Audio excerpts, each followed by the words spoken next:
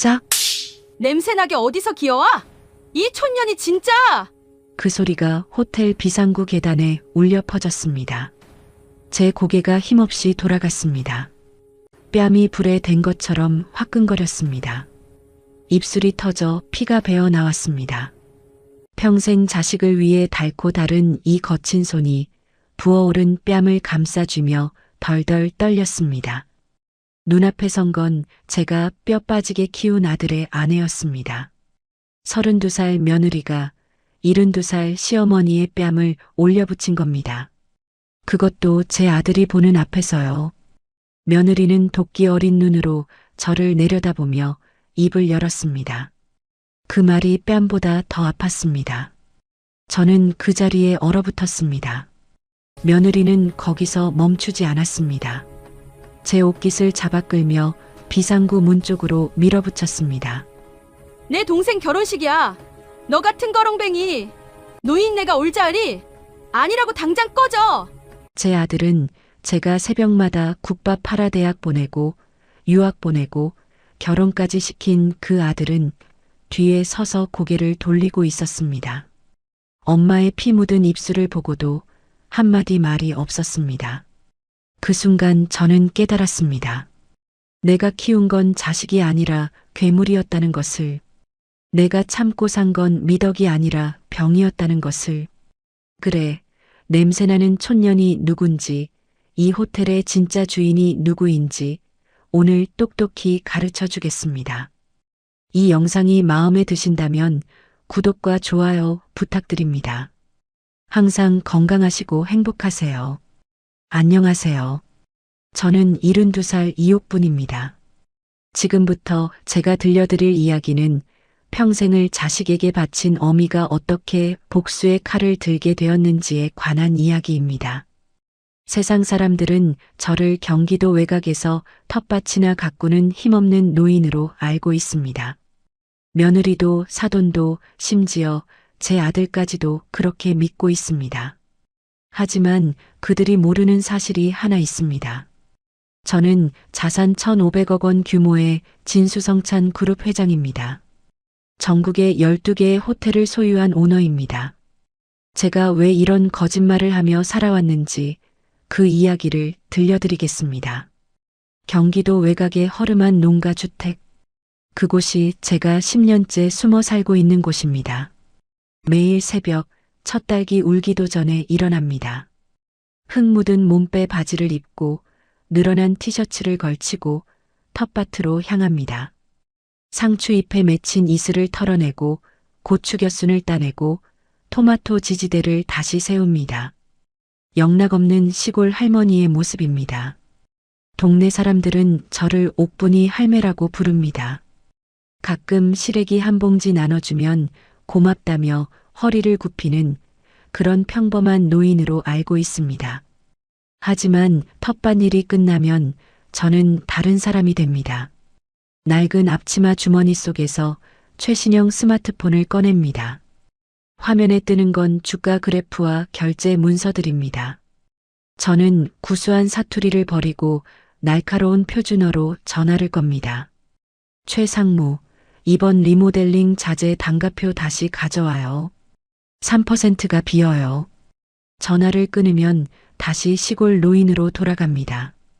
이 이중 생활을 10년째 하고 있습니다.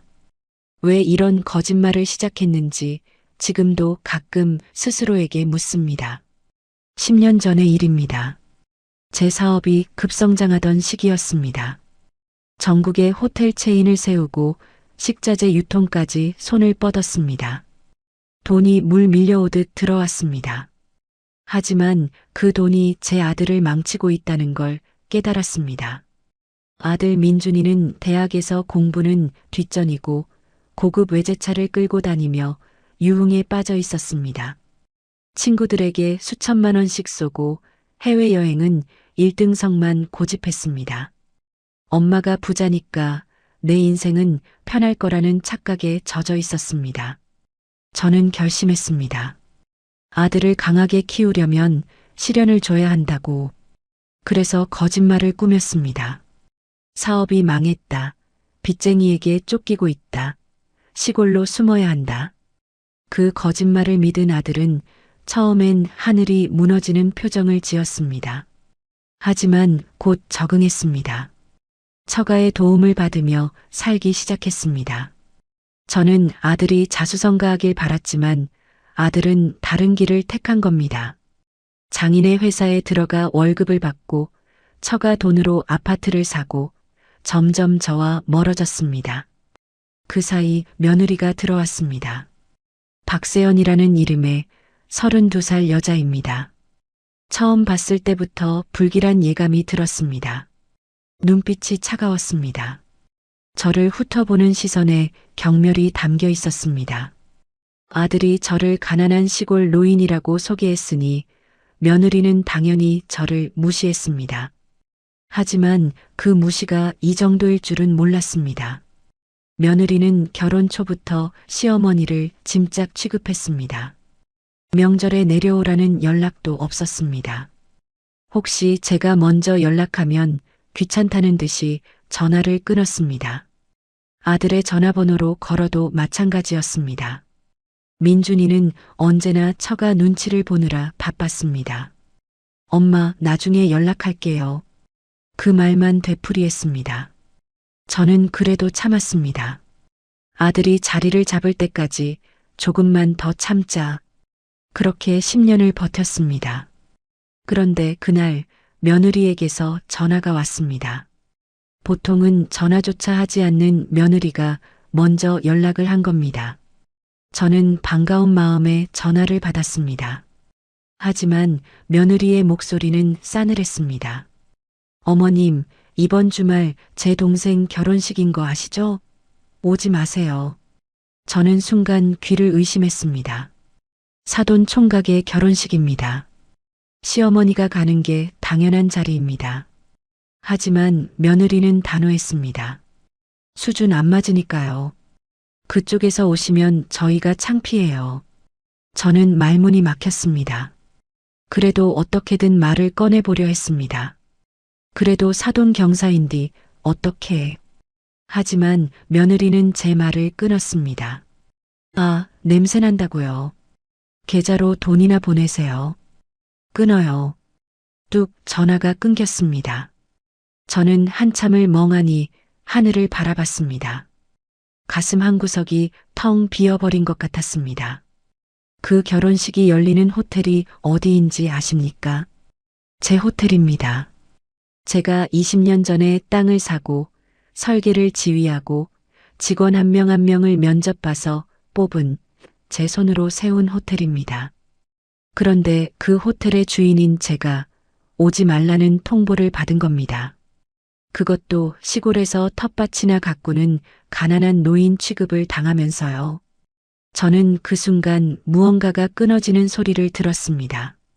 10년간 참아온 인내의 끈이 팽팽하게 당겨지다가 결국 끊어져 버린 겁니다. 저는 결심했습니다.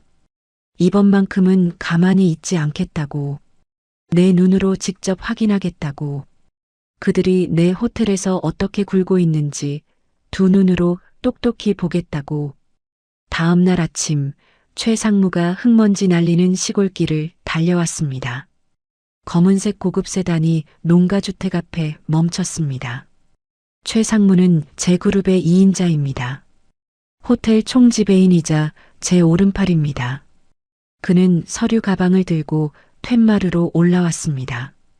저는 흙 묻은 손을 털고 결제 서류에 만년필로 서명했습니다. 최상무가 조심스럽게 물었습니다. 회장님, 정말 그 차림으로 가시겠습니까? VIP석을 마련해 두겠습니다. 저는 고개를 저었습니다. 아니, VIP석은 필요 없습니다. 트럭 한 대만 준비해 주세요. 식자재 납품 차량으로요. 내 두 눈으로 직접 봐야겠습니다. 내 집구석에서 쥐새끼들이 어떻게 설치고 있는지. 최상무는 제 의중을 읽었는지 고개를 끄덕였습니다. 알겠습니다, 회장님. 모든 준비는 제가 하겠습니다. 그는 서류를 챙겨 돌아갔습니다.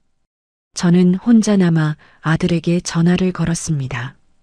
신호음이 길게 울렸습니다. 한참 만에 아들이 전화를 받았습니다. 목소리가 급했습니다. 엄마, 나 지금 바빠. 처남 결혼식 준비 때문에 정신이 없어. 나중에 전화할게. 저는 말을 꺼내보려 했습니다. 민준아, 엄마가 결혼식에. 하지만 아들은 제 말을 끊었습니다. 엄마, 미안한데 진짜 바빠. 끊어야 해. 뚝, 또 전화가 끊겼습니다. 저는 한숨을 내쉬었습니다. 씁쓸함이 가슴에 차올랐습니다. 하지만 동시에 전의가 솟았습니다. 그래, 좋아. 어디 한번 두고 보자. 저는 일부러 손톱 밑에 흙을 더 채워 넣었습니다. 가장 낡은 옷을 꺼내 입었습니다. 이것은 더 이상 가난의 상징이 아닙니다. 그들의 본성을 까발리기 위한 위장입니다. 가면 뒤에 숨은 진짜 얼굴을 드러내게 만들 미끼입니다. 결혼식 당일이 밝았습니다. 저는 식자재 납품 트럭을 타고 호텔에 도착했습니다. 정문이 아니라 직원 출입구로 들어갔습니다. 납품 기사 아저씨에게 부탁해 주방까지 동행했습니다. 호텔 주방은 분주했습니다. 웨딩홀 피로연 준비로 정신이 없었습니다. 저는 구석에 숨어서 식자재를 살폈습니다. 그리고 충격적인 사실을 발견했습니다. 냉장고 안에 있어야 할 최상급 한우가 보이지 않았습니다. 대신 저급 수입산 냉동육이 쌓여 있었습니다. 저는 귀를 기울였습니다. 주방 보조들이 수군거리는 소리가 들렸습니다. 혼주가 식대 깎아달라고 진상 부렸대. 그래서 고기 바꾼 거야. 겉만 번지르르 하지 돈 없나 봐. 저는 이를 악물었습니다. 사돈 박태수가 돈을 아끼려 꼼수를 부린 겁니다. 제 호텔에서 제 손님들에게 싸구려 고기를 먹이고 있었습니다. 분노가 치밀었습니다. 하지만 저는 참았습니다. 아직 때가 아닙니다. 더 큰 그림을 봐야 합니다. 저는 주방을 빠져나와 연회장으로 향했습니다. 복도를 지나는데 익숙한 목소리가 들렸습니다. 사돈 박태수의 목소리였습니다. 그는 하객들에게 둘러싸여 큰 소리를 치고 있었습니다. 아이고, 우리 사위 불쌍하지. 빚쟁이 엄마 둬서 시골에 숨어 산다며? 사실상 내가 걷어먹이는 거야. 하객들이 웃음을 터뜨렸습니다. 저는 복도 모퉁이에 서서 그 광경을 지켜봤습니다. 가슴이 무너지는 것 같았습니다. 제가 10년간 숨기고 참아온 이유가 저렇게 조롱거리가 되고 있었습니다. 하지만 더 충격적인 건 그 다음이었습니다. 며느리 세연이 친구들과 함께 지나갔습니다. 그녀는 하얀 드레스를 입고 있었습니다. 파리에서 공수해온 명품 드레스라고 했습니다. 그녀가 친구들에게 말하는 소리가 들렸습니다. 시어머니, 오지 말라 그랬어. 노망난 늙은이가 와봤자 창피하기만 하지. 친구들이 킥킥거리며 웃었습니다. 저는 주먹을 불끈 쥐었습니다. 더 이상 참을 수 없었습니다. 저는 며느리 앞에 모습을 드러냈습니다. 며느리는 저를 보자마자 얼굴이 굳었습니다. 그리고 주변을 두리번거리더니 제 팔을 낚아채 비상구로 끌고 갔습니다. 비상구 계단은 어둡고 서늘했습니다. 며느리는 문을 닫자마자 저를 몰아붙였습니다. 미쳤어요? 여기가 어디라고 기어와요? 그 꼴을 좀 봐.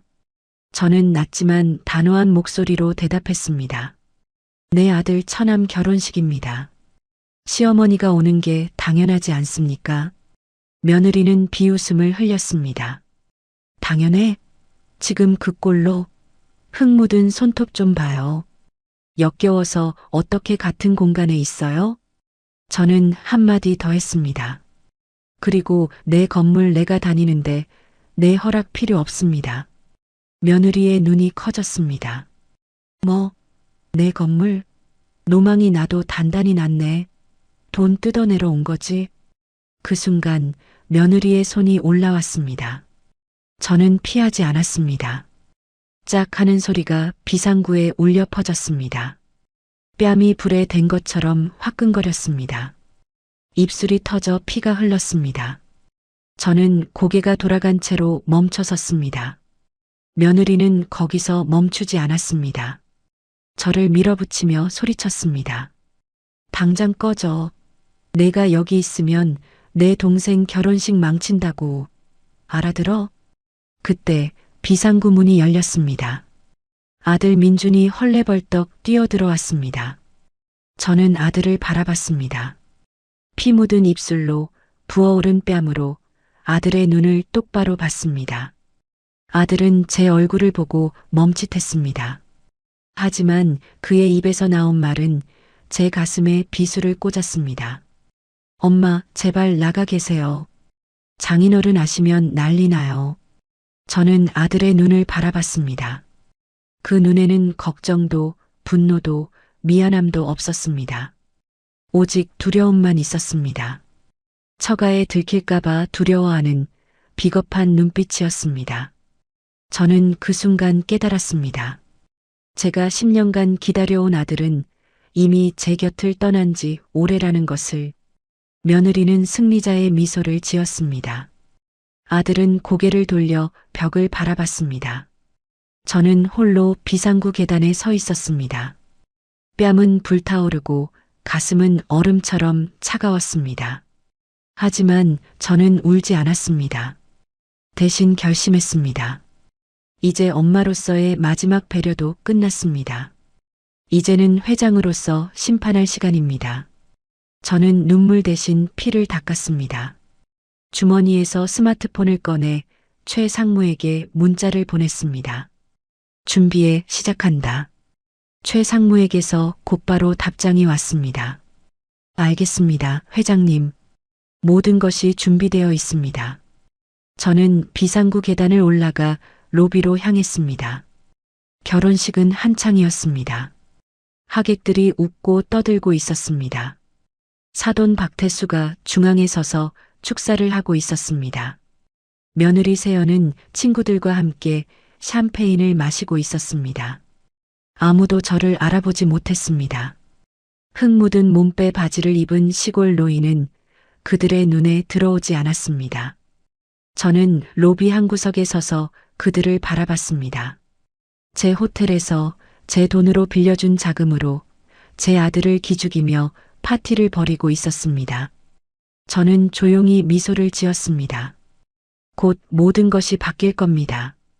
촌년이라고 불린 이 노인이 누구인지, 이 호텔의 진짜 주인이 누구인지 그들은 곧 알게 될 겁니다.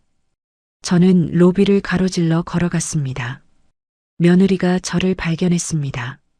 그녀의 얼굴이 분노로 일그러졌습니다. 그녀가 친구들에게 뭐라고 속삭였습니다. 친구들이 저를 손가락질하며 수군거렸습니다. 며느리가 성큼성큼 다가왔습니다. 아직도 안 갔어? 경비 불러서 끌어낼까? 저는 대답하지 않았습니다.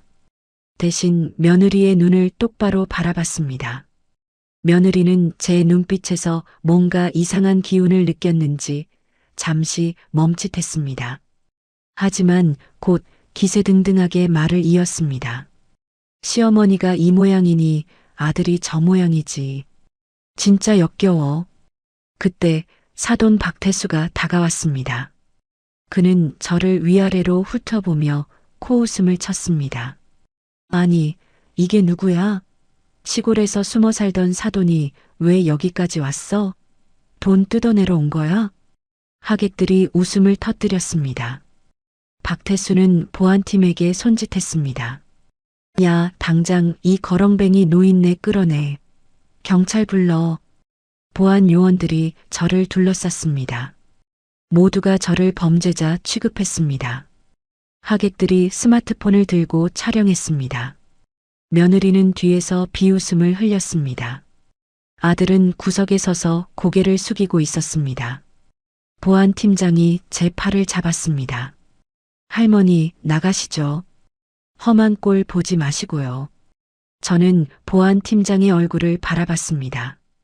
제가 직접 면접을 본 직원이었습니다. 저는 미세하게 자세를 고쳤습니다. 구부정했던 허리가 펴졌습니다. 보안 팀장의 눈이 커졌습니다. 잠깐. 저는 회전문 앞에서 멈춰 섰습니다. 모든 시선이 저에게 쏠렸습니다. 저는 완벽한 표준어로 말했습니다. 자네들, 내 얼굴 다시 한번 잘 보게 해. 그 순간 호텔 전체의 조명이 꺼졌습니다. 어둠이 로비를 뒤덮었습니다. 사람들의 비명이 터져 나왔습니다. 웅성거림이 사방에서 들렸습니다. 저는 어둠 속에서 미소를 지었습니다. 드디어 시작입니다.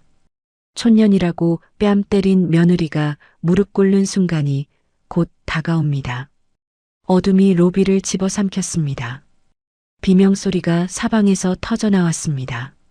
하객들이 우왕좌왕하며 부딪혔습니다. 샴페인 잔이 바닥에 떨어져 산산조각 났습니다. 며느리 세연의 날카로운 비명이 어둠을 찢었습니다. 사돈 박태수는 소리쳤습니다. 뭐야, 정전이야? 당장 불 켜. 하지만 아무도 대답하지 않았습니다. 호텔 전체가 암흑에 잠겼습니다. 저는 어둠 속에서 미소를 지었습니다. 이 정전은 우연이 아닙니다. 제가 준비한 연출입니다. 최 상무가 제 신호를 받고 전원을 차단한 겁니다. 저는 어둠 속에서 움직이기 시작했습니다. 누군가의 손이 제 팔을 잡았습니다. 최 상무였습니다. 그는 저를 직원 통로로 안내했습니다. 발소리를 죽이며 복도를 지났습니다.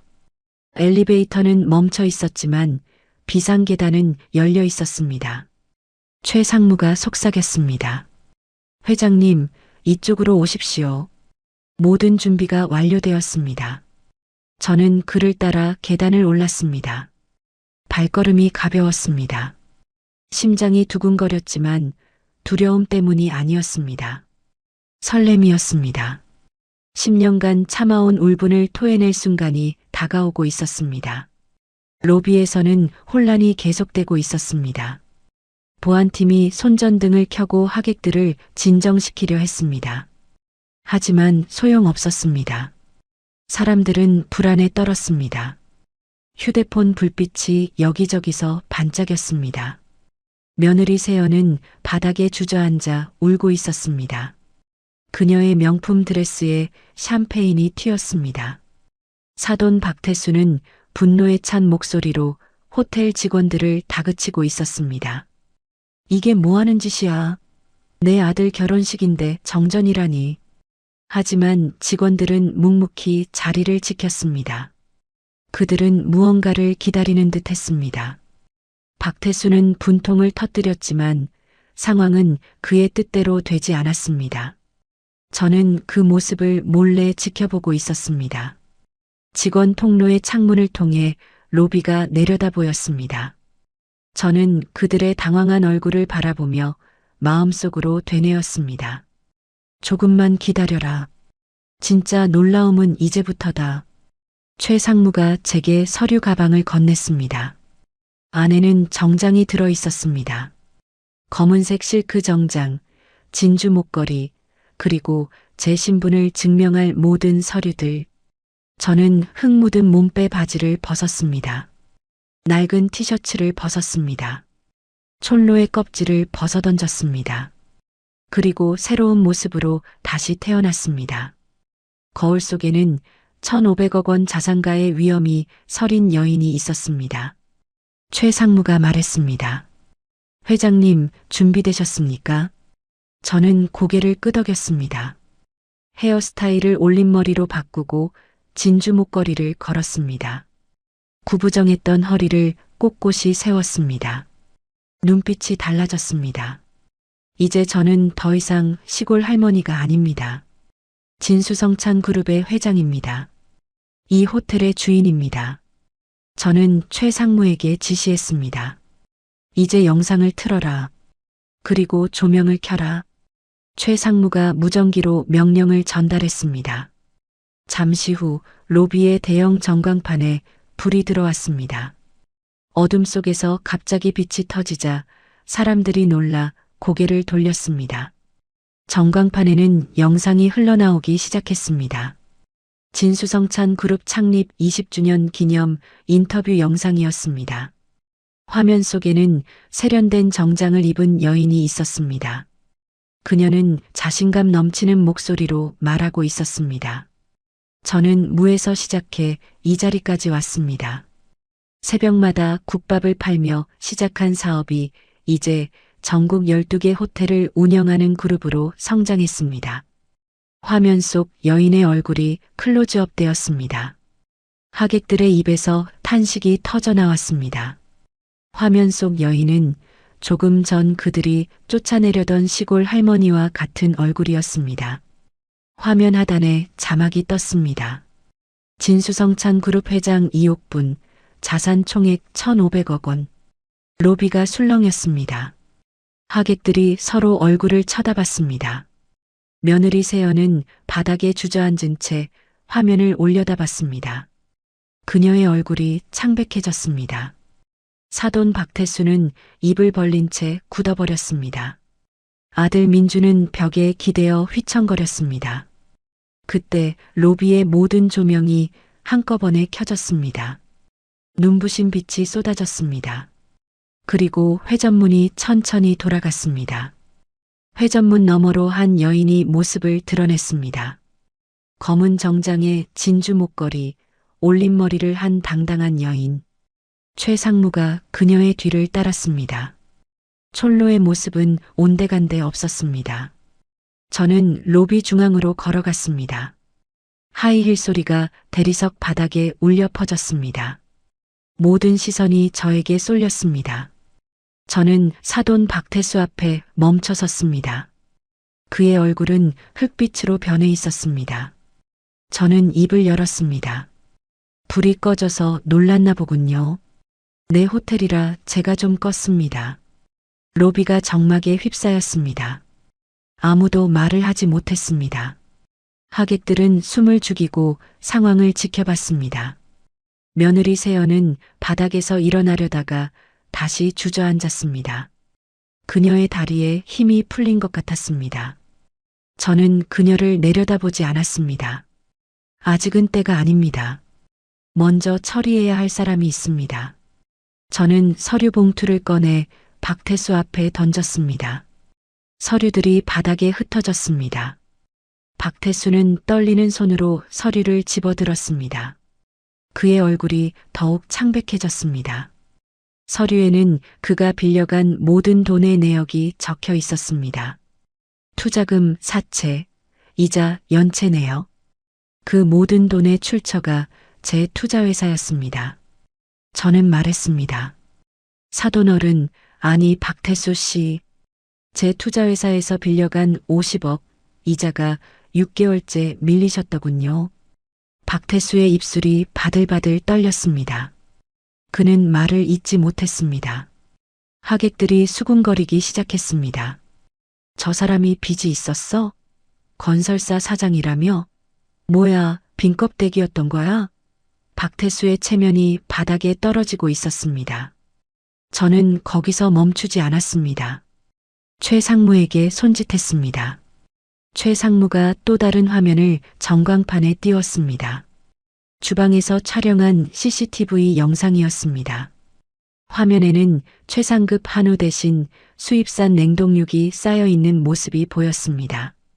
그리고 주방 보조들의 대화가 흘러나왔습니다. 혼주가 식대 깎아달라고 진상 부렸대. 그래서 고기 바꾼 거야.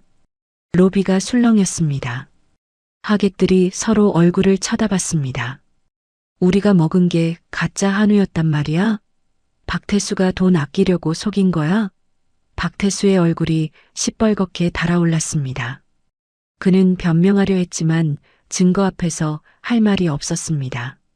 저는 차갑게 말했습니다. 내 호텔에서 내 돈 빌려다가 내 아들 기죽이고 싸구려 고기로 손님들 속여? 이게 당신네들이 말하는 수준입니까? 박태수의 무릎이 꺾였습니다. 그는 그 자리에 주저앉았습니다. 그리고 두 손을 모아 빌기 시작했습니다. 사돈, 아니 회장님, 제가 죽을 죄를 졌습니다. 한 번만 살려주십시오. 저는 그를 내려다봤습니다. 10년간 저를 조롱하고 비웃던 남자가 이제 무릎을 꿇고 있었습니다. 하지만 저는 아직 분이 풀리지 않았습니다. 진짜 심판해야 할 사람은 따로 있습니다. 저는 고개를 돌려 며느리 세연을 바라봤습니다. 세연은 바닥에 주저앉은 채 덜덜 떨고 있었습니다. 그녀의 얼굴은 백지장처럼 하얗게 질려 있었습니다. 파리에서 공수했다던 명품 드레스는 구겨지고 더럽혀져 있었습니다. 그녀의 화려함은 이미 빛을 잃었습니다. 저는 천천히 그녀에게 다가갔습니다. 하이힐 소리가 한 발짝 한 발짝 울려 퍼졌습니다. 세연은 뒷걸음질 치려 했지만 이미 벽에 등이 닿아 있었습니다. 저는 그녀 앞에 멈춰 섰습니다. 그리고 뺨에 남은 손자국을 가리켰습니다. 아직도 붉게 부어 있었습니다. 터진 입술에서는 피가 말라붙어 있었습니다. 저는 조용히 물었습니다. 아까 뭐라 그랬지? 세연의 입술이 파르르 떨렸습니다. 그녀는 대답하지 못했습니다. 냄새나는 촌년. 그렇게 말했지. 세연의 눈에 공포가 어렸습니다. 그녀는 고개를 저었습니다. 시어머니, 그게 아니라 제가 잠깐 실수를. 하지만 저는 그녀의 변명을 들을 생각이 없었습니다. 저는 단호하게 말했습니다. 무릎 꿇어라. 세연의 눈이 커졌습니다. 그녀는 믿을 수 없다는 표정을 지었습니다. 주변 하객들이 숨을 죽이고 지켜봤습니다. 스마트폰을 든 사람들이 영상을 촬영하기 시작했습니다. 세연은 머뭇거렸습니다. 자존심이 무릎 꿇기를 거부하고 있었습니다. 저는 냉정하게 말했습니다. 안 꿇으면 지금 당장 50억 상환 들어가고 내 아버지 사기 혐의로 고소한다. 식장 여기서 엎어버려. 세연의 얼굴이 일그러졌습니다. 그녀는 아버지를 돌아봤습니다. 박태수는 이미 바닥에 무릎을 꿇은 채 고개를 숙이고 있었습니다. 그에게서 도움을 받을 수 없다는 걸 깨달았습니다. 세연은 남편 민준을 바라봤습니다. 하지만 민준은 벽에 기대어 고개를 떨구고 있었습니다. 그의 눈에는 눈물이 고여 있었습니다. 하지만 그는 아무런 말도 하지 못했습니다. 세연은 혼자였습니다. 그녀를 도와줄 사람은 아무도 없었습니다. 저는 다시 한번 말했습니다. 시간 없다. 지금 당장 꿇어. 세연의 다리가 천천히 접혔습니다. 그녀의 파리산 드레스가 바닥에 질질 끌렸습니다. 그녀는 제 앞에 무릎을 꿇었습니다. 그리고 이마를 바닥에 찧었습니다. 하객들이 탄식을 내뱉었습니다. 스마트폰 카메라들이 쉬지 않고 그 장면을 담았습니다. 저는 무릎 꿇은 며느리를 내려다봤습니다. 조금 전까지 저를 냄새나는 촌년이라고 부르던 여자가 이제 제 발 앞에 엎드려 있었습니다. 저는 조용히 말했습니다. 이 손자국 평생 기억해라. 세연의 어깨가 들썩였습니다. 울음이 터져 나오려는 것 같았습니다. 하지만 저는 더 이상 그녀에게 관심을 두지 않았습니다. 저는 아들 민준을 바라봤습니다. 민준은 벽에 기대어 서 있었습니다. 그의 얼굴은 눈물로 젖어 있었습니다. 저와 눈이 마주치자 그는 고개를 떨궜습니다. 저는 천천히 그에게 다가갔습니다. 민준은 떨리는 목소리로 말했습니다. 엄마, 저 정말 몰랐어요. 엄마가 이렇게... 저는 그의 말을 끊었습니다. 내가 몰랐던 건 내 정체가 아니야. 내가 몰랐던 건 내 비겁함이지. 민준의 눈에서 눈물이 흘러내렸습니다. 그는 무너지듯 제 앞에 주저앉았습니다. 엄마, 잘못했어요. 제가 정말 잘못했어요. 저는 아들을 내려다봤습니다. 가슴이 아팠습니다. 하지만 이 아픔은 동정 때문이 아니었습니다. 실망 때문이었습니다. 제가 평생을 바쳐 키운 아들이 처가 눈치를 보느라 어머니가 뺨 맞는 것을 외면했습니다. 저는 조용히 말했습니다. 오늘부로 내 처갓집과는 끝이다. 그리고 너도 밑바닥부터 다시 시작해야 한다. 민준이 고개를 끄덕였습니다. 그의 눈에는 더 이상 변명이 없었습니다. 오직 후회만 가득했습니다. 저는 마지막으로 로비를 둘러봤습니다. 박태수는 바닥에 엎드린 채 용서를 빌고 있었습니다. 세연은 무릎을 꿇은 채 울고 있었습니다. 하객들은 스마트폰으로 이 모든 장면을 촬영하고 있었습니다. 저는 최 상무에게 고개를 끄덕였습니다. 저는 회전문을 향해 걸어갔습니다. 하이힐 소리가 조용한 로비에 울려 퍼졌습니다. 등 뒤에서 박태수의 애걸하는 목소리가 들렸습니다. 하지만 저는 뒤돌아보지 않았습니다. 회전문을 밀고 밖으로 나갔습니다. 밖에는 최 상무가 준비한 차가 기다리고 있었습니다. 차에 오르기 전 저는 호텔을 올려다봤습니다. 제가 20년 전에 직접 설계를 지휘하고 땅을 사고 한 층 한 층 쌓아 올린 호텔입니다. 오늘 이 호텔에서 저는 촌년이라는 소리를 들었습니다. 뺨을 맞았습니다. 쫓겨나라는 소리를 들었습니다. 하지만 결국 저는 제 자리를 되찾았습니다. 저는 차에 올라탔습니다. 최 상무가 운전석에 앉았습니다. 차가 천천히 출발했습니다. 뒤로 사라지는 호텔을 바라보며 저는 생각했습니다. 이제 시작입니다. 오늘은 서막에 불과합니다. 박태수의 회사를 조사해야 합니다. 세연의 행실을 세상에 알려야 합니다. 그리고 무엇보다 제 아들을 다시 세워야 합니다. 저는 창밖을 바라봤습니다. 해가 저물고 있었습니다. 하지만 제 가슴 속에는 새로운 아침이 떠오르고 있었습니다. 10년간의 인내가 끝났습니다. 이제는 제 방식대로 살 차례입니다. 차가 도심을 빠져나갔습니다. 저는 눈을 감았습니다. 오늘 있었던 일들이 머릿속을 스쳐 지나갔습니다. 며느리의 손바닥이 제 뺨을 가르던 순간, 아들이 고개를 돌리던 순간, 그리고 며느리가 제 앞에 무릎을 꿇던 순간, 그 모든 순간들이 하나의 끈으로 이어져 있었습니다. 차가 도심을 빠져나가는 동안 저는 창밖을 바라봤습니다.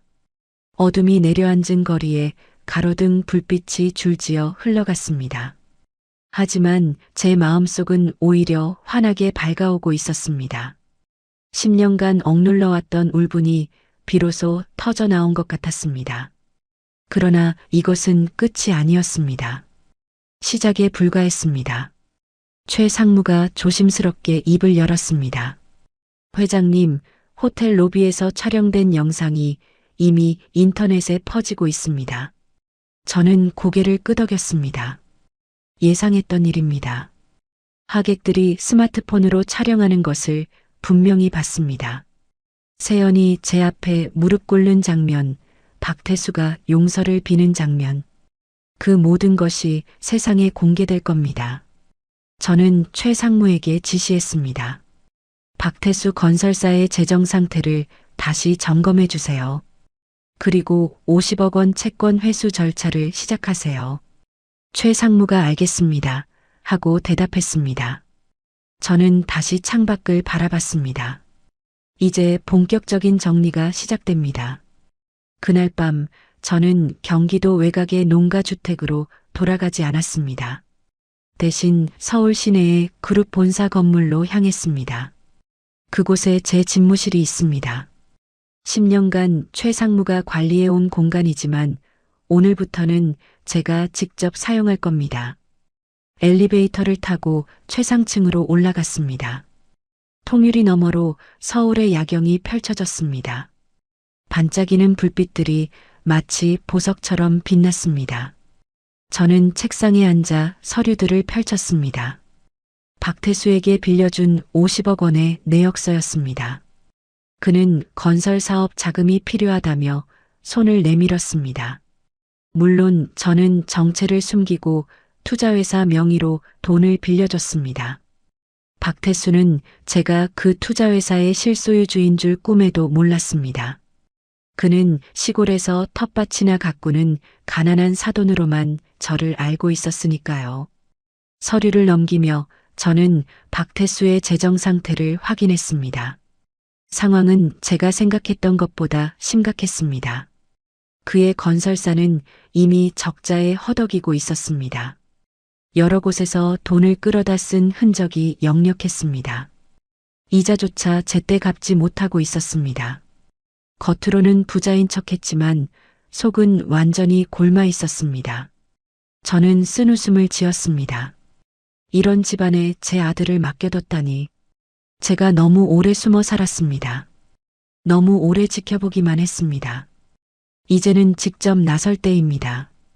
다음 날 아침 저는 최 상무를 불렀습니다.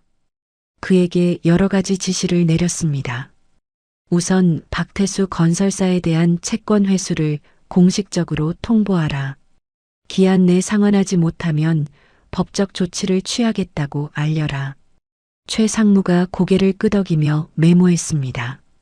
저는 이어서 말했습니다. 그리고 어젯밤 호텔 로비에서 있었던 일, 언론에 어떻게 보도되고 있는지 확인해 주세요. 최 상무가 태블릿을 꺼내 보여줬습니다. 이미 여러 온라인 매체에서 기사가 나오고 있었습니다. 제목들이 자극적이었습니다. 1,500억 원 자산가 시어머니, 며느리에게 뺨 맞고 복수. 갑질 며느리, 시어머니 앞에 무릎 꿇다. 재벌 시어머니가 숨긴 정체, 충격의 반전. 기사마다 수천 개의 댓글이 달려 있었습니다. 대부분 저를 응원하는 내용이었습니다. 저는 기사들을 훑어보며 말했습니다. 세연 씨의 신상은 공개되었나요? 최 상무가 고개를 끄덕였습니다. 네, 이미 이름과 얼굴이 퍼졌습니다. 갑질 영상이 여러 커뮤니티에서 공유되고 있습니다. 저는 잠시 생각에 잠겼습니다. 세연은 이제 평생 그 꼬리표를 달고 살게 될 겁니다. 인터넷에 한번 박제된 것은 영원히 사라지지 않습니다. 하지만 저는 동정하지 않았습니다. 그녀가 제게 한 짓을 생각하면 이 정도는 당연한 대가입니다. 저는 최 상무에게 물었습니다. 민준이는 어떻게 하고 있나요? 최 상무가 대답했습니다. 아드님께서는 오늘 아침 일찍 본사 로비에 와 계십니다. 회장님을 뵙고 싶다고 하셨습니다. 저는 고개를 끄덕였습니다. 들어오라고 하세요. 잠시 후 아들 민준이 집무실로 들어왔습니다. 그의 모습은 어젯밤과 사뭇 달랐습니다. 고급 양복 대신 평범한 셔츠와 바지를 입고 있었습니다. 얼굴에는 밤새 뜬 눈으로 지샌 흔적이 역력했습니다.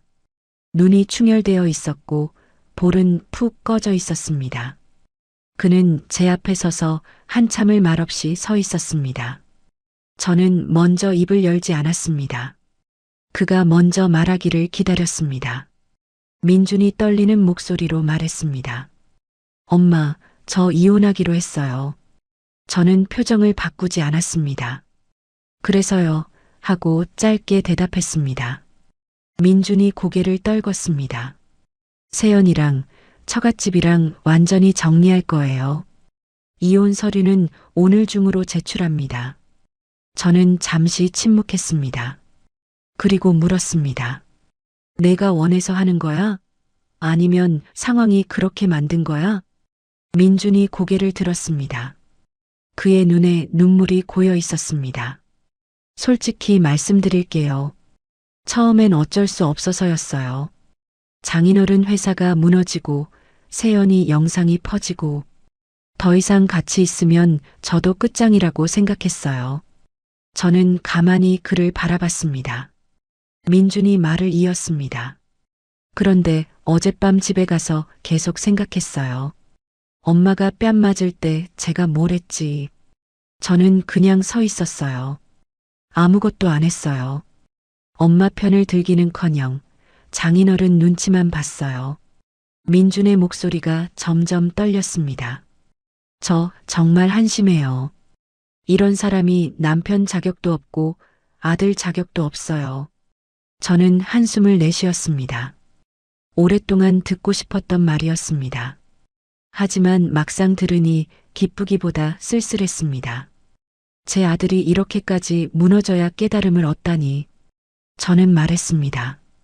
이혼은 내가 알아서 해라. 하지만 그 다음이 중요해. 민준이 고개를 들었습니다. 다음이요? 저는 단호하게 말했습니다. 처갓집 덕에 살던 생활은 끝났어. 이제부터 밑바닥부터 다시 시작해야 해. 내 회사에 들어와도 좋아. 하지만 임원 자리 같은 건 꿈도 꾸지 마. 가장 낮은 자리부터 시작해. 민준이 놀란 표정을 지었습니다. 하지만 곧 고개를 끄덕였습니다. 네, 엄마. 그렇게 할게요. 저는 그를 바라보며 마지막으로 말했습니다. 내가 정말 달라졌는지 앞으로 지켜볼 거야. 말이 아니라 행동으로 보여줘. 민준이 깊이 고개를 숙였습니다. 그의 어깨가 들썩였습니다. 울고 있는 것 같았습니다. 저는 아들의 울음을 지켜보며 생각했습니다. 아직 희망이 있을지도 모릅니다. 이 아이가 정말 변할 수 있다면 제가 10년간 참아온 보람이 있을 겁니다. 그날 오후 박태수에게 공식 통보가 전달되었습니다. 채권 회수 절차가 시작되었다는 내용이었습니다. 박태수는 충격을 받았습니다. 그는 투자회사에 전화를 걸어 사정을 호소했습니다. 기한을 좀 늘려달라. 이자만이라도 먼저 내겠다. 온갖 변명을 늘어놓았습니다. 하지만 투자회사 측은 단호했습니다. 이미 여러 차례 기회를 드렸습니다. 더 이상의 유예는 없습니다. 박태수는 다른 곳에서 돈을 구하려 했습니다. 하지만 은행들은 이미 그의 신용 상태를 파악하고 있었습니다. 아무도 돈을 빌려주지 않았습니다. 사채업자들에게 손을 내밀었지만 그들조차 고개를 저었습니다. 박태수 건설사가 곧 부도날 거라는 소문이 업계에 퍼져 있었습니다. 저는 그 상황을 최 상무를 통해 보고받았습니다. 박태수가 궁지에 몰리고 있었습니다. 그가 지은 죗값을 치르기 시작한 겁니다. 저는 냉정하게 말했습니다. 예정대로 진행하세요. 그에게 자비를 베풀 이유가 없습니다. 며칠이 지났습니다. 세연의 상황도 나빠지고 있었습니다. 인터넷에 퍼진 갑질 영상 때문에 그녀는 어디를 가도 손가락질을 받았습니다. 동네 마트에 장을 보러 갔다가 사람들의 수군거림에 도망치듯 나왔다는 이야기가 들렸습니다. 친구들은 연락을 끊었습니다. 명품 매장에서도 그녀를 알아보고 입장을 거부했다는 소문이 돌았습니다. 세연은 이혼을 피할 수 없었습니다. 민준이 먼저 이혼 소송을 제기했습니다. 세연은 위자료를 요구했지만 그녀의 갑질 영상이 증거로 제출되면서 상황이 뒤집혔습니다. 오히려 세연 측이 위자료를 지불해야 할 처지가 되었습니다. 물론 그녀에게는 그 돈을 낼 능력이 없었습니다. 아버지 박태수의 회사가 무너지면서 그녀가 기대던 재력도 사라졌습니다. 저는 그 모든 상황을 지켜보며 생각했습니다. 인과응보라는 말이 있습니다. 뿌린 대로 거두는 법입니다. 세연은 시어머니를 짓밟으며 자신의 화려함을 뽐냈습니다. 하지만 그 화려함은 모래 위에 지은 성이었습니다. 바람이 불자 한순간에 무너져 내렸습니다. 박태수의 건설사는 결국 부도 처리되었습니다. 그가 쌓아온 모든 것이 한순간에 사라졌습니다. 집도 차도 명예도 모두 잃었습니다. 그는 빚쟁이들에게 쫓기는 신세가 되었습니다. 바로 그가 제게 했던 말 그대로 빚쟁이에게 쫓기는 처지가 된 겁니다. 저는 박태수를 동정하지 않았습니다. 그는 제 아들 앞에서 저를 조롱했습니다. 빚쟁이 엄마를 둬서 불쌍하다고 비웃었습니다. 자신이 제 아들을 걷어 먹인다고 큰 소리쳤습니다. 이제 그 오만함의 대가를 치르는 겁니다. 세연도 새로운 삶을 시작해야 했습니다. 하지만 그 삶은 그녀가 상상했던 것과 정반대였습니다. 명품 드레스 대신 마트 유니폼을 입어야 했습니다. 고급 레스토랑 대신 구내식당에서 밥을 먹어야 했습니다. 그녀는 작은 마트의 계산원으로 취직했습니다. 하루 종일 서서 일하며 겨우 생활비를 벌었습니다. 아버지의 빚을 갚기 위해 월급의 대부분을 내놓아야 했습니다. 저는 그 소식을 듣고도 가슴이 시원하지만은 않았습니다. 복수가 이루어졌지만 공허함도 함께 밀려왔습니다. 저는 생각했습니다. 이것이 제가 원했던 결말인가? 분명 통쾌했습니다. 하지만 동시에 씁쓸했습니다. 10년간의 인내가 이런 결말을 위한 것이었나? 저는 스스로에게 물었습니다. 하지만 답은 금방 나왔습니다.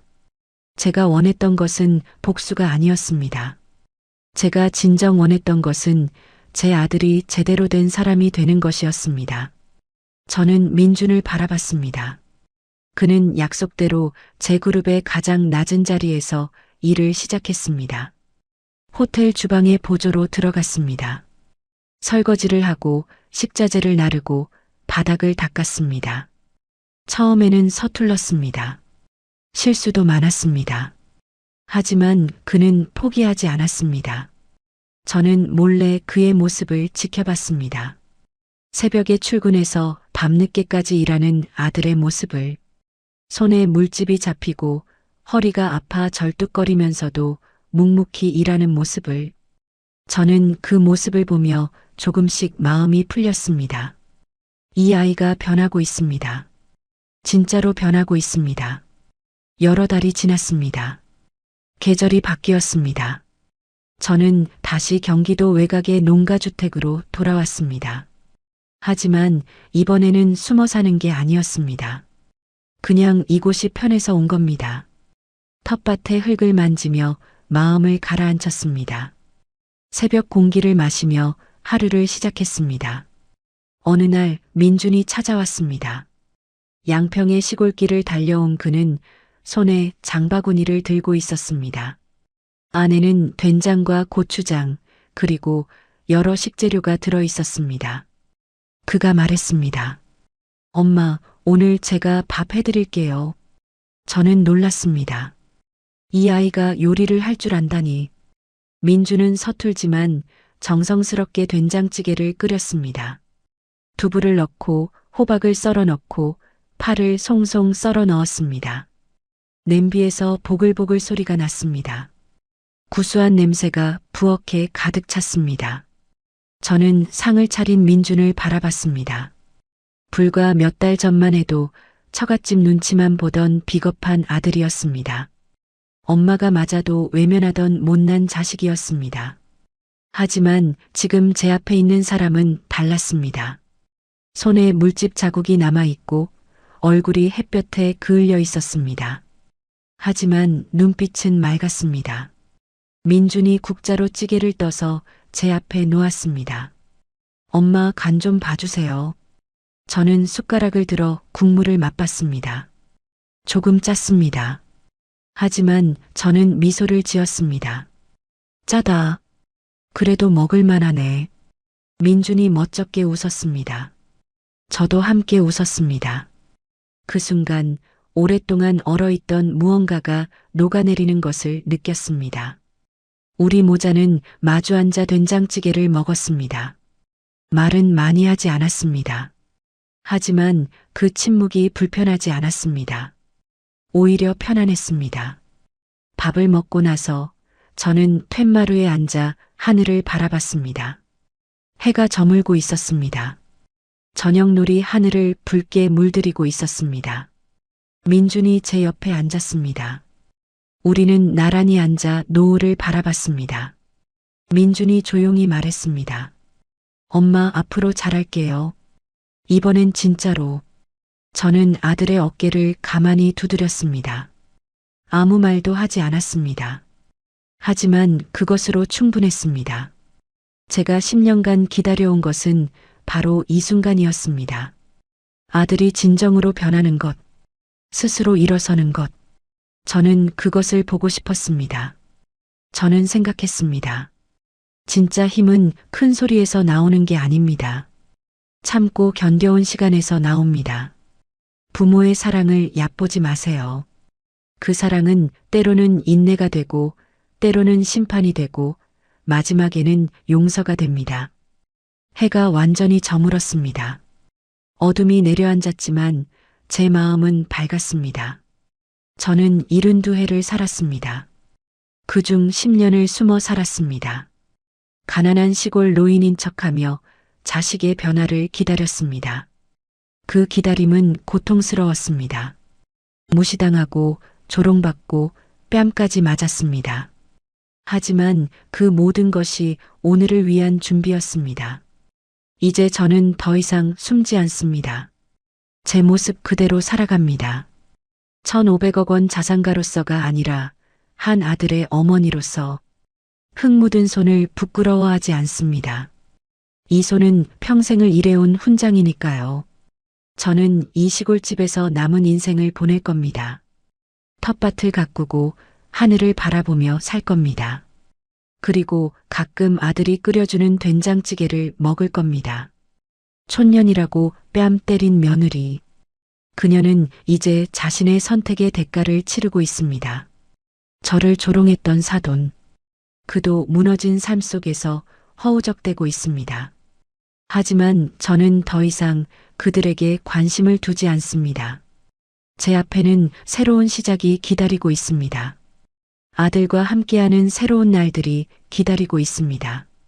창밖으로 별이 뜨기 시작했습니다. 저는 미소를 지었습니다. 이것이 제 이야기입니다. 10년을 참고 견딘 어머니의 이야기. 촌년이라고 불렸지만 결국 승리한 이야기. 그리고 무엇보다 아들을 되찾은 이야기입니다. 별빛 아래에서 아들과 나란히 앉아있던 그 밤이 지나고 계절이 여러 번 바뀌었습니다. 저는 양평의 시골집에서 평온한 나날을 보내고 있었습니다. 하지만 세상은 그렇게 조용하지 않았습니다. 제가 뿌린 씨앗들이 하나둘 열매를 맺기 시작했습니다. 박태수의 건설사는 결국 완전히 무너졌습니다. 부도 처리가 확정되고 그가 소유했던 모든 재산이 경매에 넘어갔습니다. 그가 그토록 자랑하던 강남의 고급 아파트도 수입 외제차도 골프 회원권도 모두 사라졌습니다. 채권자들이 줄을 섰습니다. 하지만 갚아야 할 빚에 비하면 재산은 턱없이 부족했습니다. 저는 그 소식을 최 상무에게 전해 들었습니다. 박태수 씨가 지방의 작은 원룸으로 이사했다고 합니다. 더 이상 명함을 내밀 곳도 없고 그를 아는 척하는 사람도 없다고 합니다. 저는 담담하게 고개를 끄덕였습니다. 그가 제게 했던 말이 떠올랐습니다. 빚쟁이 엄마를 둬서 불쌍하다던 그 조롱. 이제 그 말이 고스란히 그에게 돌아간 겁니다. 세연의 삶도 완전히 달라져 있었습니다. 화려했던 과거는 온데간데 없이 사라졌습니다. 그녀는 작은 동네의 마트에서 계산원으로 일하고 있었습니다. 하루 종일 서서 바코드를 찍고 손님들에게 고개를 숙여야 했습니다. 파리에서 공수했다던 드레스 대신 빨간 앞치마를 두르고 있었습니다. 더 힘든 건 사람들의 시선이었습니다. 인터넷에 퍼진 갑질 영상은 영원히 사라지지 않았습니다. 마트 손님 중 누군가가 그녀를 알아보면 수군거림이 시작되었습니다. 저 사람이야, 시어머니 뺨 때린 그 여자. 세연은 고개를 숙인 채 묵묵히 일했습니다. 도망칠 곳이 없었습니다. 그녀의 과거가 평생 그림자처럼 따라다녔습니다. 저는 그 소식을 듣고도 마음이 흔들리지 않았습니다. 동정은 없었습니다. 그녀가 저를 촌년이라 부르며 뺨을 때리던 순간을 기억합니다. 그녀의 차가운 눈빛과 경멸 어린 목소리를 기억합니다. 그것이 인과응보입니다. 뿌린 대로 거두는 것입니다. 하지만 제가 진정으로 관심을 가진 것은 다른 곳에 있었습니다. 바로 제 아들 민준이었습니다. 그는 약속대로 호텔 주방 보조로 일을 시작했습니다. 처음에는 모든 것이 낯설었습니다. 무거운 식자재 상자를 나르고 끝없이 쌓이는 설거지를 하고 새벽부터 밤까지 쉼 없이 움직여야 했습니다. 저는 가끔 몰래 호텔에 들러 그의 모습을 지켜봤습니다. 땀에 젖은 셔츠, 물집이 잡힌 손, 피곤에 찌든 얼굴. 하지만 그의 눈빛은 달랐습니다. 예전의 나약하고 비겁한 눈빛이 아니었습니다. 무언가를 향해 나아가는 사람의 눈빛이었습니다. 주방장이 저에게 보고했습니다. 민준 씨가 열심히 합니다. 실수도 많지만 포기하지 않습니다. 다른 직원들도 그를 인정하기 시작했습니다. 저는 그 말을 듣고 조용히 미소 지었습니다. 제 아들이 드디어 제대로 된 길을 걷기 시작한 겁니다. 어느 날 민준이 양평으로 저를 찾아왔습니다. 그의 손에는 장바구니가 들려 있었습니다. 이번에는 직접 재료를 골라왔다고 했습니다. 신선한 두부와 애호박, 청양고추와 대파, 그리고 직접 담갔다는 된장 한 통이 있었습니다. 저는 깜짝 놀랐습니다. 내가 된장을 담갔다고. 민준이 멋쩍게 웃었습니다. 주방에서 일하면서 배웠어요. 선배들이 가르쳐 줬어요. 저는 그 된장통을 받아들었습니다. 손때가 묻은 뚜껑을 열자 구수한 냄새가 퍼졌습니다. 투박하지만 정성이 느껴지는 향이었습니다. 저는 가슴 한구석이 뭉클해지는 것을 느꼈습니다. 민준이 부엌으로 들어가 된장찌개를 끓이기 시작했습니다. 솜씨가 예전보다 훨씬 나아져 있었습니다. 칼질도 제법 능숙해졌고 불 조절도 능숙했습니다. 저는 부엌 문 앞에 서서 그 모습을 지켜봤습니다. 제 아들이 요리를 하고 있습니다. 처갓집 덕에 편하게 살던 그 아들이 이제 직접 무언가를 만들어내고 있습니다. 찌개가 완성되었습니다. 민준이 상을 차렸습니다. 된장찌개에서 김이 모락모락 피어올랐습니다. 저는 숟가락을 들어 국물을 떠 맛봤습니다. 어때요, 엄마? 저는 잠시 생각하는 척하다가 말했습니다. 짜다. 그래도 먹을만하네. 민준이 환하게 웃었습니다. 저도 함께 웃었습니다. 우리는 마주 앉아 된장찌개를 먹었습니다. 밥 한 공기를 비우고 국물까지 깨끗이 마셨습니다. 배가 든든해지자 마음도 따뜻해졌습니다. 식사를 마치고 우리는 툇마루에 나란히 앉았습니다. 저녁놀이 하늘을 물들이고 있었습니다. 붉은 빛이 점점 보라색으로 그리고 남색으로 변해갔습니다. 저는 그 하늘을 바라보며 생각에 잠겼습니다. 10년이라는 시간이 흘렀습니다. 그 시간 동안 저는 많은 것을 참고 견뎠습니다. 무시당하고 조롱받고 뺨까지 맞았습니다. 하지만 그 모든 것이 헛되지 않았습니다. 제 아들이 변했습니다. 더 이상 처갓집 눈치를 보지 않습니다. 스스로 두 발로 서기 시작했습니다. 민준이 조용히 말했습니다. 엄마 고마워요. 포기하지 않아줘서. 저는 아들의 어깨에 손을 얹었습니다. 고마운 건 나야. 내가 돌아와줘서. 우리는 한참 동안 말없이 앉아 있었습니다. 별이 하나둘 떠오르기 시작했습니다. 바람이 불어왔습니다. 시원하고 상쾌한 바람이었습니다. 저는 제 인생을 돌아봤습니다. 새벽마다 국밥을 팔며 시작한 사업, 손톱 밑에 낀 검은 때를 훈장처럼 여기며 일했던 날들, 1,500억 원이라는 자산을 일궜지만 그것보다 더 소중한 것이 있다는 걸 깨달았습니다. 바로 가족입니다. 돈으로 살 수 없는 것, 권력으로 얻을 수 없는 것, 진심으로 변한 아들의 모습, 그것이 제가 10년간 기다린 보답이었습니다. 촌년이라고 불렸습니다. 냄새난다고 쫓겨났습니다. 뺨을 맞고 피를 흘렸습니다. 하지만 저는 무너지지 않았습니다. 오히려 더 강해졌습니다. 그리고 마지막에는 제가 원하는 것을 얻었습니다. 저는 이제 더 이상 숨지 않습니다. 1,500억 원 자산가라는 타이틀도 진수성찬 그룹 회장이라는 직함도 내려놓았습니다. 그냥 이 시골집에서 텃밭을 가꾸며 살아갑니다. 가끔 아들이 찾아오면 함께 밥을 먹습니다. 그것으로 충분합니다. 진짜 힘은 큰 소리에서 나오지 않습니다. 참고 견뎌온 시간에서 나옵니다. 부모의 사랑을 얕보지 마세요. 그 사랑이 돌아서면 가장 무서운 심판이 됩니다. 하지만 그 사랑이 받아들여지면 가장 따뜻한 용서가 됩니다. 오늘 제 이야기는 여기서 끝입니다. 긴 이야기를 끝까지 들어주셔서 감사합니다. 여러분의 가정에도 항상 사랑과 화해가 깃들기를 바랍니다. 이 영상이 마음에 드셨다면 좋아요와 구독 버튼을 눌러주세요. 여러분의 응원이 더 좋은 이야기를 만드는 힘이 됩니다. 항상 건강하시고 행복하세요. 감사합니다.